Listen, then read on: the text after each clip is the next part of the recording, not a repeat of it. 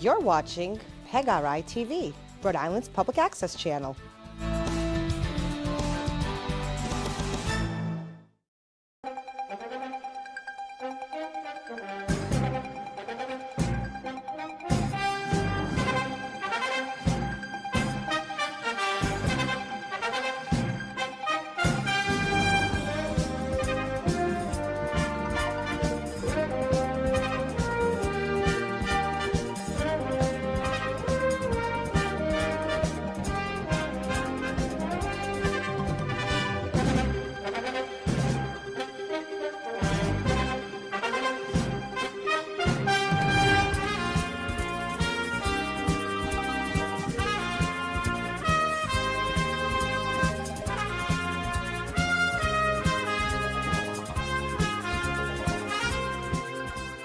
Welcome everybody to the Four Corners, brought to you by the Official Wrestling Museum. We are your hosts. I am Angel, and this is the Official Wrestling Museum Hall of Famer, No Life. and we are here this week talking to you about what irks us in professional wrestling. Pet peeves, Yep. what aggravates us. And we have to pick four. Yeah, so, normally you would think every show is going to be our four favorites, but Yeah. it could be our four least favorites. We switch it up on you. Yeah. What's in the corner this week? I don't know. This week it's four things that bother us, aggravate us, we don't like. And I'm surprised they didn't let us do this early in the series because you never know what will come out of our mouths. And, so why don't we jump right into it this week? And what is one thing that truly irks you? It could be something, I'm assuming it could be throughout all of wrestling. You know what I mean? I don't think it's just like, I'll go with something I complain about. So this is something I complain about often. So in my first corner, too many title belts. I think between AEW and WWE, I mean, they just announced a new title belt this weekend for NXT North American Women's Champion. I mean, AEW alone, I understand they got the Ring of Honor titles, they got the AEW titles, they bring in guys from New Japan, they bring in their titles. They got CMLL guys over there with their titles. When my mother is watching WrestleMania with us and she says, everyone has a title belt, it makes it seem less important. When my mother can say that, then that says something. Yeah. So, I mean, AEW alone, let's just go with AEW, okay? good Lord. You got the heavyweight title. Then you got the Continental, and what is it, the International, and the TNT is the men's. So out of those three, which one is more Oh, important? no, the TBS one. TBS, whichever one. Yeah. Well, that's the women's, though. I was going with just the men's at the Yeah, moment. but do you notice the TNA one or the TNT one is on TBS and TBS is on TNT? That's just like with SmackDown and Raw, the Raw women's. They pigeonhole themselves when they do that, But out of those three belts, which one is more important? I don't know. And how do you become? They go with the rankings every now and then. Then you got the trios title, which I think is a cool idea. But at the same time, now you got the Ring of Honor trios title, which I think they're gonna consolidate. But you got that one, so now you got two groups of six-man tag team champs. You got the Ring of Honor TV champ. You got the Ring of Honor television champ. I'm sorry, I said it twice. I meant tag team champ. The heavyweight champ, the pure champ. Just alone right there in the men's title, it's like 12 titles. And then let's go to, with the women, they don't have as many. They just have, I'm surprised they don't have a tag team for women, but they don't have that many women. Give them a time. But let's go to WWE now. You have the World Heavyweight, and then you have the Universal, whatever they call it. Because that keeps getting changed. Which is 2 or 3 belts in one. Okay, we all know that the Undisputed Universal, that's the one. But it's almost like it's like which one is supposed to be more? Yeah. I agree with having one mid-card title, like the U.S. and the Intercontinental, and then the tag teams on each show, sure. And the women's. And I'm surprised they haven't done like a mid-card women's title, which they got maybe I think women's the now. North American title for NXT I think it's is a test. I think it's a test run, yeah. But that's hitting my first corner is Okay. too many title belts. When you have too many title belts, what's so special about having one? Yeah. The guys that don't have them seem more special. That's absolutely true. My first one, and this is one of my biggest pet peeves, is the commentator table. We're going Okay. through it, or Going through it and not being a DQ. oh, okay. Okay, how can you bring any table into that ring, outside the ring, and the fans, wherever, go through a table? No, you're disqualified. yeah, it's not just that commentator commentator tables tables. itself, You you can know? hit it. No, it's not, because just normal tables you can now go through, and it's a DQ still. Okay. You know what I mean? It's just like going into steel steps or the ring poles. Back in the day, those were DQs. But this is an actual table. You're hitting somebody off of, you're going through, and it's not a DQ. How is Yeah. it not? Just I think, that was kind of one of what would have kind of been one of my things is just the rules in general. How, especially with AEW, a match can start out and then all of a sudden, mostly when Moxley's in the ring, it just turns into a brawl. They're Yeah. outside the ring for 2 minutes. The referee's not counting. I think the rules in general, I mean, like to go off of yours, this isn't my second corner, but Yeah. just to piggyback off of yours for a moment, not just the commentator table, just rules in general, just the fact that they don't follow them. Tag team matches, and this is mostly AEW. Tag team matches, the guys will be out there for 3 minutes. And it's like, well, you only get 10 seconds. So, yeah, I definitely can see that stuff is aggravating. It's frustrating. So if I'm going to talk about my second corner, I'm going to pick the crowd chanting. Like, I get it. You go to a show, you want to chant.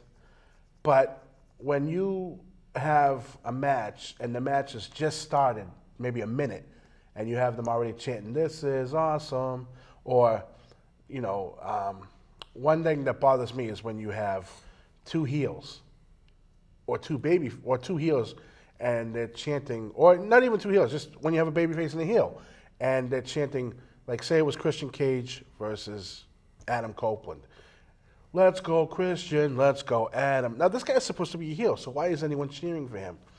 This is why one of my biggest problems with NXT is the crowd.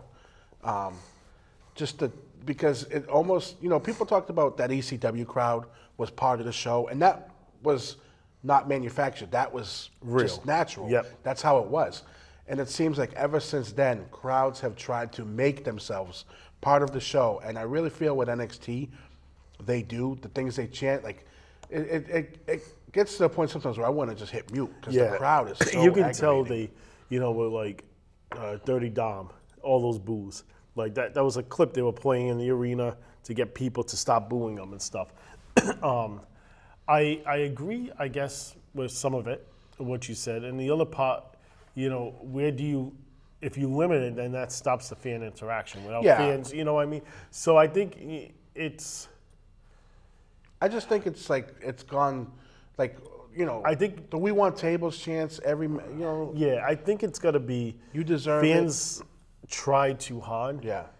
But they're also probably figuring, hey, I'm paying a lot of money. I need to try hard. You know what I mean? I mean, you go there, you want to chant. I just think that it's too much. You deserve it, like, for every, like, four different people the night after WrestleMania. You deserve it. It's like, well, the guy won the belt. Of course he deserves it.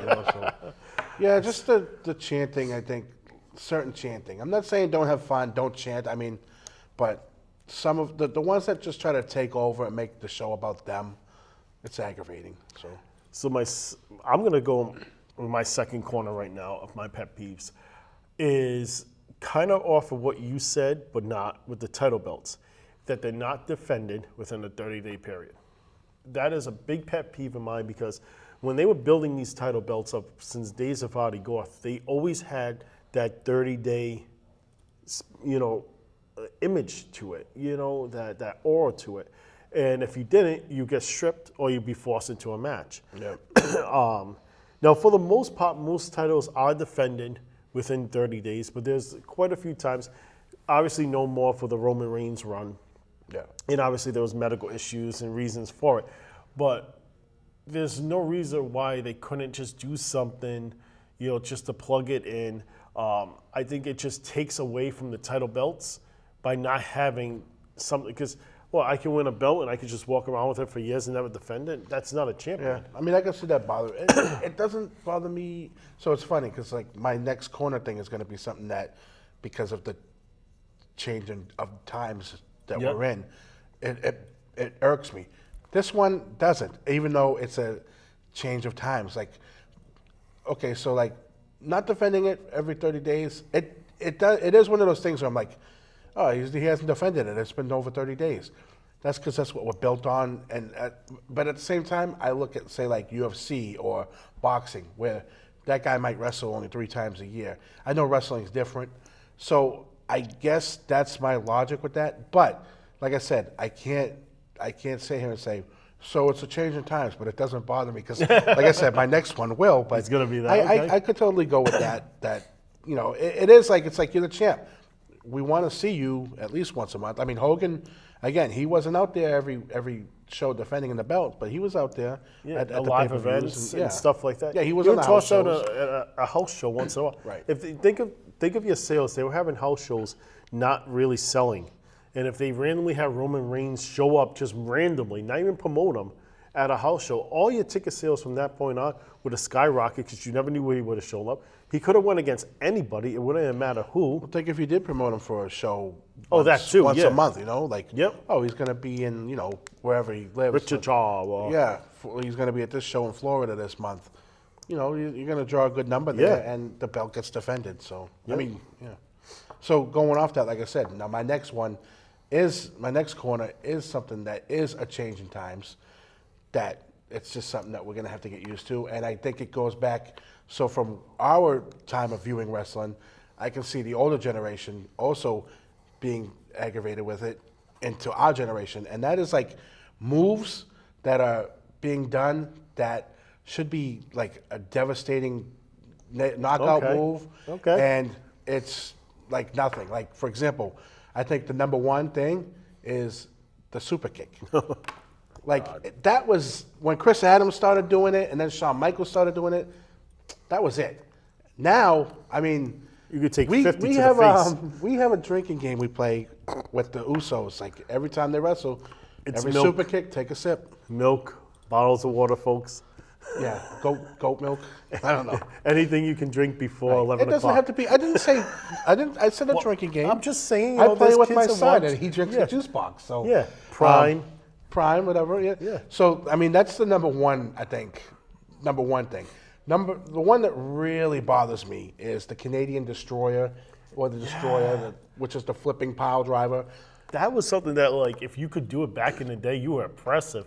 And I Petey remember, Williams did that. It was amazing. Now guys are doing it. Not only are they doing it, they're doing it off the top rope. I saw the Young Bucks do it one time. They jumped over the top, caught the guy on the edge of the ring, did it to the floor. That, to me, is a move that's like, you hit that, that should be it. Santos Escobar did it as a setup. It's like, that to me, that move is so, Yeah. just illogical, And then one move, I'll just go with 3 moves because I don't want to go all day. One move to me nice. that is starting to get that is the Spanish fly, or the top rope Spanish fly. Yep. Which, is Yep. the backflip rock bottom. or the spear. The spear, yeah, it is. The spear is definitely. Everybody's the- jumping on You that. know what? Go with the spear right after the super kick. But what I was saying was, like, back in the day, maybe Harley Race would win with a suplex. Suplex becomes a regular move. Jake the Snake would hit that Yep. DDT. DDT is just a regular move now. So I guess, like, what I'm saying is some of these moves are they in the days the days that we're in, they're not. It's just different. They're not Right. the potent move they were supposed to be. But it's so hard when you see, like, the Canadian Destroyer, and a guy does it off the second turnbuckle and gets a 1 count, and then wins with like a roll up or something. Yeah, it doesn't make sense. But there is hope, because back in the day in the 80s, everybody did an atomic drop 15 times in a match and 100 times on the show, and you never see them anymore. So there is hope that the Canadian Destroyer will get very limited in the future. My third corner, okay, is going to go with kayfabe. It irks me that kayfabe is not around as well as it should be, because of the history and the respect that it has and what it represents. And it's not even so much that it's the fans that messed it up, or the workers, or these companies. It was the internet. The internet. It's really took away the magic. It's like watching a magic show and somebody's like, well, I know how you do that because I've seen that. You know what I mean? If you got something that's good, that's bringing joy to anything, okay, anybody's life, no matter if it's wrestling or something else, people that nitpick it and chop it away to take that joy, it's not right to do. That's what the internet did to kayfabe, and you got workers now that just they don't care when they come to the arenas. You know what I mean? Right. Who doesn't have a mask and they walk Right. in, they're walking around. Oh yeah, I'll sign an autograph for you. Or even, bro, where's you know, your mask? Yeah, even a little, You know? even a little further with the internet thing, is like back in the day, you didn't have Greg the Hammer Valentine going on Twitter and posting. You know, you got Kevin Owens going on there, and then he's on there taking a picture maybe with Braun Strowman, who they're having a feud on TV, but here they are at Disneyland together, and then going about what you're talking about, kayfabe. Think of guys back in the day. Let's just go in 80s. I know before that, Yeah. but let's just go in 80s. These guys, like Greg the Hammer Valentine, I like to use him because he's a guy I hear often about, I went up and I met Greg the Hammer Valentine at an airport, and he said, F off, kid. And it's like, because he was keeping kayfabe. He was playing bad guy. Or you hear like Jake the Snake say, hey, my father did an angle where he got dropped on his neck. He had a brace on. For weeks at home, he had that brace on. We thought he was like paralyzed.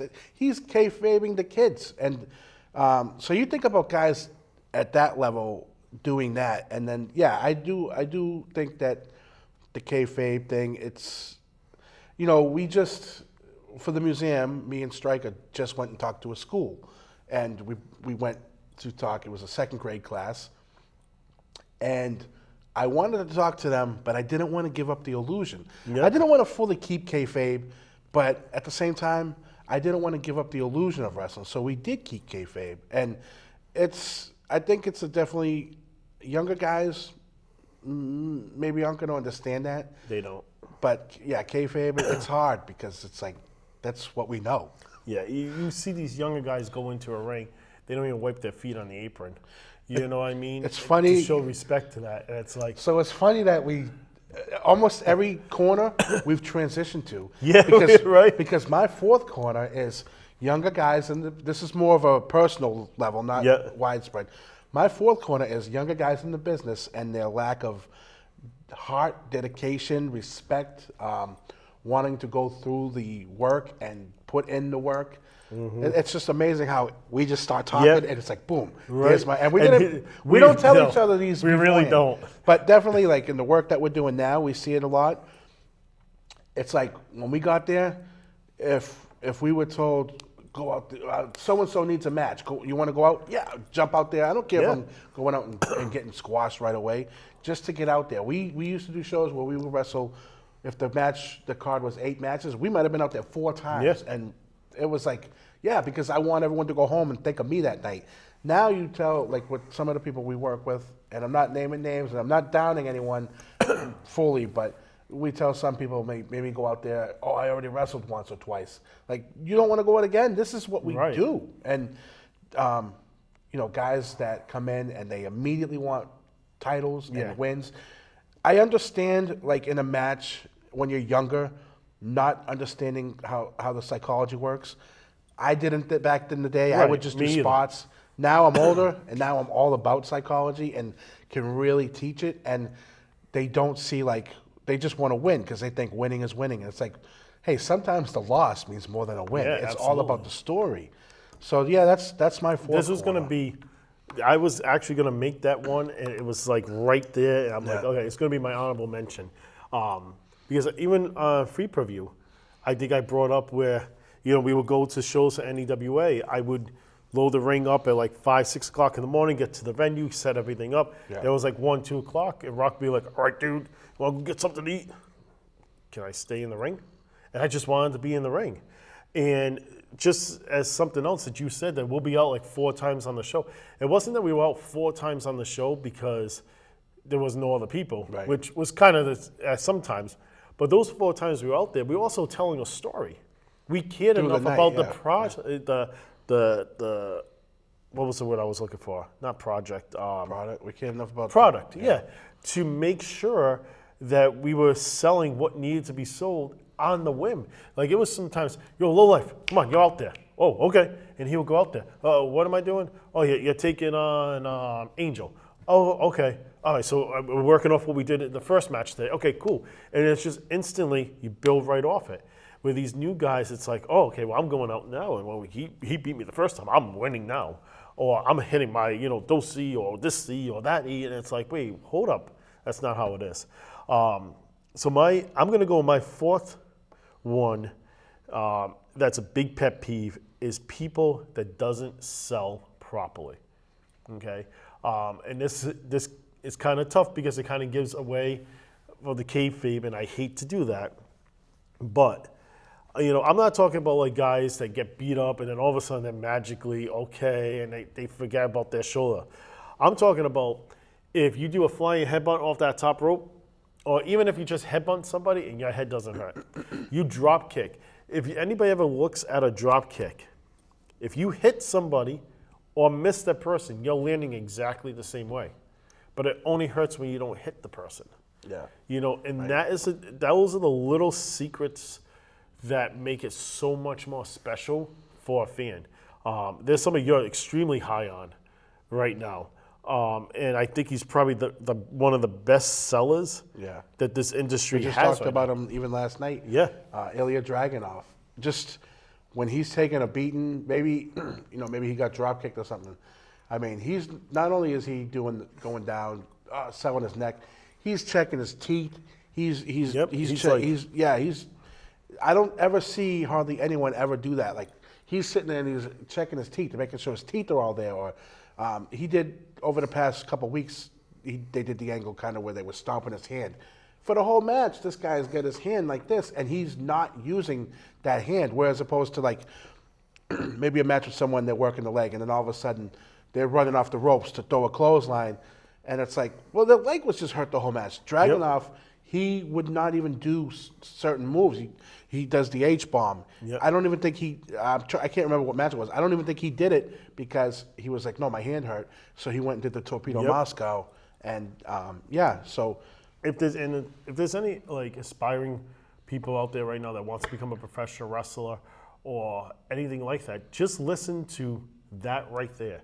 This is a 25-year-old veteran in this business that popped for a sell job. Yeah. That should tell you who to study, who to look at, how to perform in that ring. When we're talking to, we're working on a lot of different projects for the museum. More's going to come out with that.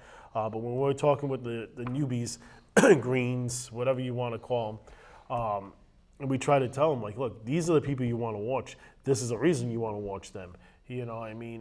Just because somebody might have got so much airtime, okay, look at the guys that got them to that airtime. Look at how these things are going. Look at the passion that these guys have. And this is what you want to learn off of. This business is a very cutthroat business. I always say there's 8 hours of BS for a 10-minute match, but it's absolutely worth it. And it's a lot of energy, but it's, you know what I mean? But that's my 4 irks. So you want to we need to irk them all together to make a final 4. So I know I had said the crowds. Yeah. I'm willing to, we can throw that one out. Yeah. So what we are for again now? Oh man, you're gonna make me have to remember this. Yeah. Okay. So the kayfabe, the table, the selling. I would say the table because, like I said, I wouldn't just say table. I'll go with all the rules in general. Yeah. I would put that in a corner. Okay. So all the rules can go in the corner. All right, that's in one corner. One. You said the kayfabe, the rules. The kayfabe rules. Then we had. What was the other one? Kayfabe. Man, that's all these hits to the head. And we just did this show too. Yeah. So. All right, so I'll go over mine again. Yeah. All right, so I said the crowd chanting. We can throw that one out. Okay. That's not going to make it. I said belts. I said the young guys. Doing the same moves. Oh, the same moves. And I said the respect level and the younger guys coming in. I definitely think the respect should be there. And I think that kind of goes with like the whole kayfabe. So we could probably take out the kayfabe. So we combine those together. So we're just making a big giant cake, guys. If I had to pick, I mean, the belts does irk me. If it's very confusing sometimes too. Yeah. So if I had to pick one out of the two, belts or the moves, I would say the moves. The moves, but that's also kind of a kayfabe thing too. But Yeah, I go with the moves. I think the moves hit one of the corners Yeah. because I can't tell you. I watched one match. It was like not Dragunov, Keith Lee and Dijak like years ago on NXT, and they both were hitting Canadian destroyers, which was amazing to see. And it's like I can't remember which one hit one with one off the second turnbuckle, and the guy kicked out at one, and I'm just like, oh my god. Yeah, and then it's like, how is this guy getting up to walk around after that? You know, Right, and then after too, at the same token, you have a 7-match show and the same moves are done in every single match almost. That too. So yeah, the moves definitely got to be there. So we got the moves in one corner. Yep. The keeping kayfabe or The respect kayfabe we blended together. Yeah. So that's number 2. Table, you said. the rule rules- changes and all that. Rule changes the rules. 3, and So- then I think whatever the one that we can't remember for you.